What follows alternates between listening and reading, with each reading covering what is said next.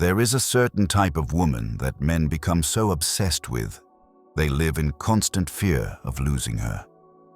Think about that for a moment. We live in a world drowning in dating advice, manipulation tactics, and endless lists of what to do and what not to do to win a man's heart. You're told to be confident, but not intimidating, independent, but still needy, interesting, but always available. A maze of contradictory rules designed to mold you into what everyone thinks men want. But what if Jung was right? What if that entire approach is backward? What if the kind of woman who truly rewires a man's unconscious mind, the one who becomes psychologically addictive, is the very woman who shatters every single one of those rules? We're not talking about physical beauty. Beauty catches attention but fades from memory. This isn't about games or manipulation either. Tricks create shallow attraction that crumbles under pressure. We're talking about something Jung called psychologically seductive. Why seductive? Because it awakens something in a man's unconscious that he cannot control, cannot predict, and most importantly, cannot possess. What did Jung discover about this woman? What does she embody that others don't? And why can a man meet dozens of perfect women and forget them instantly, but never recover from the one who doesn't seem to need his validation? This is where most women make a fatal error. They believe they must offer a man comfort and security to keep him. But Jung revealed something shocking. What truly captures the male unconscious is a very specific kind of psychological uncertainty. Not your insecurity, but his awakening. In the next few minutes, I won't give you cheap psychology from magazines. We're going to explore something far more powerful. We'll decode Jung's discoveries about the male unconscious and reveal the part no one has ever shown you. The quiet authority of a woman who has psychologically completed herself. A woman who is, within herself, an entire universe. Get ready, because what you're about to discover won't just change how others see you, but how you understand the very nature of attraction itself. To grasp Jung's insight, we first need to face an uncomfortable truth most people refuse to acknowledge. Most relationships don't end because of betrayal or dramatic fights. They die slowly from psychological stagnation, predictability, and the gradual disappearance of mystery. They die when one person becomes psychologically invisible to the other, present but no longer fascinating. And Jung discovered the trigger for this psychological death is almost always the same: the shift from being an individual to becoming an extension. What does that look like? It means you go from the woman whose thoughts challenged his mind to the one who echoes his opinions. From being the main character in your own life to becoming a supporting role in his. It's the difference between a man who wants to explore your inner world and one who expects you to dissolve into his. And here's Jung's revelation. What creates that difference? What separates the woman who remains psychologically alive to him from the one who becomes invisible? It's not her achievements, not her beauty, and certainly not her willingness to please. It's a specific energy she radiates, what Jung recognized as queen energy, that the male unconscious finds absolutely seductive and, yes, psychologically threatening. Irresistible because she represents what Jung called individuation in a world full of psychological dependence. She doesn't need external validation. She's already given it to herself, threatening because her psychological wholeness doesn't depend on him. And for a man used to being the center of a woman's emotional universe, that's a fundamental challenge to his ego. Her calm self-sufficiency sends an unmistakable message. My inner world is rich with you in it, but if you leave, it remains complete. This isn't manipulation, it's psychological reality, and it is precisely this emotional completeness that paradoxically draws him deeper into fascination. But to understand the source of this power, we need to explore what Jung called the deepest conflict in every man's psyche. It's a battle as ancient as consciousness itself. A constant war in every man's unconscious mind, even when he's completely unaware it's happening. On one side lives his ego's desire for control, for predictability, for a safe psychological harbor. It's the part that wants a companion who makes life easier, smoother, more manageable. It's his conscious, logical desire, the voice that whispers, "Here, you can relax and be in charge." But on the other side, something far more primal awakens. What Jung called the anima, his unconscious feminine. It doesn't want a safe harbor. It craves psychological challenge, mystery, the woman who cannot be fully understood or controlled. It's the voice that calls, "Out there exists something that will make you feel truly alive." Most women, without realizing it, appeal to only one side of this divide. Consider the accommodating woman, the perfect girlfriend. She embodies the safe harbor. She offers comfort, agrees with his perspectives, adjusts her energy to match his. Her love feels like psychological relief. Initially, this appeals to his conscious mind. It's easy, pleasant, ego-boosting. But then, a different energy appears. She's not competing. She seems barely aware of the competition. She's what Jung would recognize as having queen energy. She doesn't offer him a safe harbor because she is her own ocean. She doesn't provide a kingdom because she's building her own empire. She doesn't rearrange her psychology around his needs. She invites him in, but only if he proves capable of matching her depth. Her love isn't psychological relief. It's challenge that demands growth. She doesn't mirror his thoughts. She shares her authentic perspective even when it contradicts his worldview. And here's where the man's unconscious conflict explodes. His ego tells him to stay in the safe relationship, but his anima becomes irresistibly drawn to the psychological ocean. Because the safe harbor, no matter how comfortable, eventually becomes a prison. Predictability transforms into stagnation, peace into emptiness. Meanwhile, the woman with queen energy echoes through his unconscious. The memory of conversations where she challenged him, the flash of how her eyes lit up discussing her passions, her projects, her inner world, a world that exists completely independent of him. Suddenly, the comfort of safety no longer satisfies because the real spark of life seems to exist somewhere else. He's caught between comfort and vitality, safety and mystery. And on this silent battlefield, true attraction reveals itself. So how does this individuated energy manifest in everyday life? What specific behaviors express this psychological completeness? The answer is more subtle and powerful than most imagine. It's crucial to understand this distinction. Queen energy is not arrogance, coldness, or behavior designed to hurt others. Those are masks hiding insecurity. The real energy Jung described comes from psychological wholeness. Think of it as profound inner stability, the ability to remain centered no matter how chaotic the external world becomes. This woman doesn't chase attention because she naturally commands it. She doesn't seek validation because her self-worth comes from within. And her greatest strength is her boundaries. Clear boundaries established with grace that disarm resistance. Let's examine a scenario you'll recognize. You've planned an evening with him. An hour beforehand, you get a text. "Hey, something came up with the guys. Tonight won't work. Let's do it another time."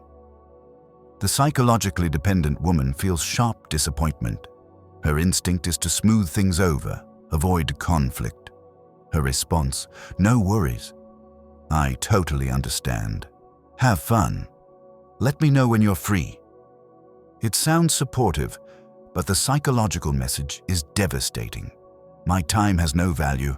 My plans are flexible. I'm always available for whatever attention you decide to give. She has communicated her own lack of self-worth. But how does the woman with queen energy respond? She feels disappointment too. She's human. But she doesn't react from emotion. She responds from her psychological center. "I understand unexpected things happen. That's disappointing. I was really looking forward to our time. Enjoy your evening. I've got a full week ahead." but we can connect in a few days and see what works. Analyze this response. No drama, no anger. She acknowledges genuine emotion, making her real, but the second part awakens his psychology. I've got a full week ahead. This delivers 3 messages. My life is rich and engaging. Your decision has consequences. You lose access to my time. Reconnecting is now your responsibility. He experiences surprise, concern, and above all, respect. He just encountered a boundary, established gracefully but firmly. He realizes she's not a backup option. Suddenly, this meeting he canceled casually becomes precious. His unconscious awakens. This dynamic plays out everywhere. When she doesn't respond to late night, "What are you up to?" messages. When she expresses different opinions. When she chooses her workout or friends over his last-minute invitation. These actions express psychological wholeness. He realizes her attention must be earned through genuine connection. If you're finding value in these psychological insights, consider subscribing so we can continue exploring the deeper truths about attraction and authentic power together. And in that moment of recognition, his unconscious undergoes complete transformation.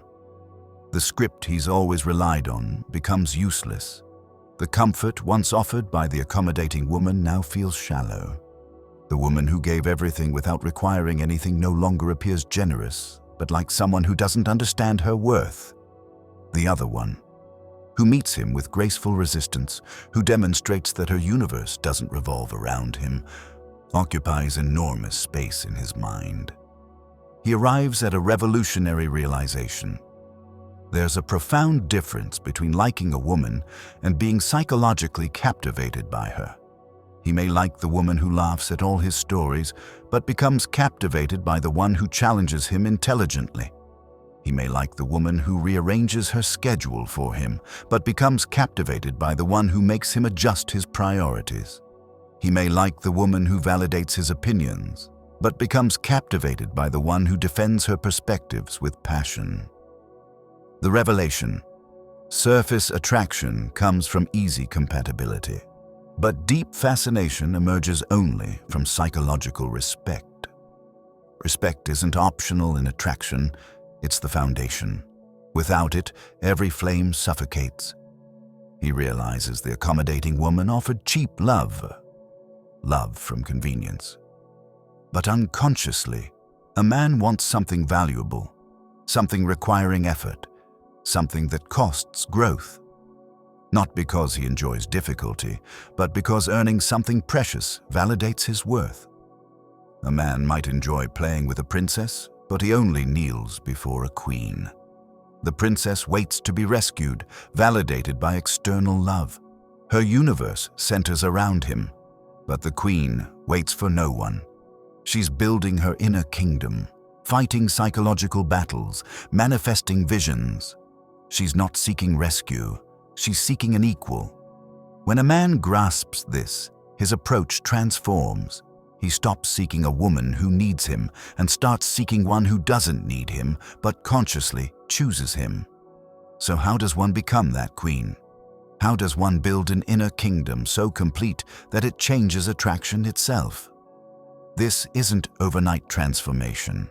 It's Jung's process of individuation, developing psychological wholeness. Jung's path rests on 4 pillars. First pillar: define your mission. A queen has a purpose greater than herself. Ask yourself honestly. If love suddenly disappeared, where would your energy go? To your career, to learning a language, writing a book, fitness? It doesn't matter what it is.